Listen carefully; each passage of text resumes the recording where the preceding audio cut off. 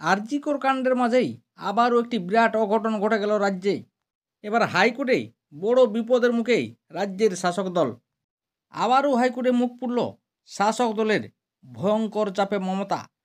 হাইকোর্টে কোনো আইনজীবী দিতে পারল না শাসক দল। শুক্রবার ব্যারাকপুরের প্রাক্তন সাংসদ অর্জুন সিংয়ের বাড়িতে হামলা চালানোর অভিযোগ ওঠে।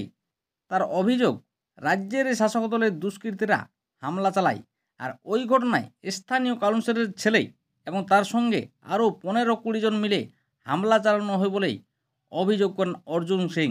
আর তাতেই শাসক দল অস্বস্তিতে পড়ে যায়।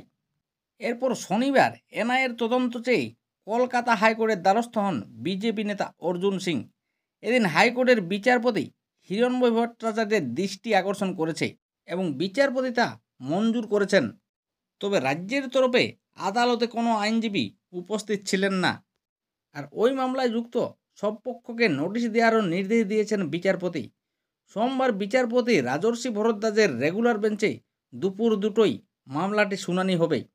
2001 সাল থেকে টানা 4বার তৃণমূলের টিকিটে জয়ী হন অর্জুন সিং, কিন্তু 2019 সালে লোকসভা ভোটে তৃণমূলের টিকিট না পেয়ে বিজেপিতে যোগ দেন অর্জুন সিং। এরপরে 2022 সালে আবার তিনি তৃণমূলে যোগ দেন, আর এবারও লোকসভা ভোটে টিকিট না পেয়ে বিজেপিতে যোগ দেন।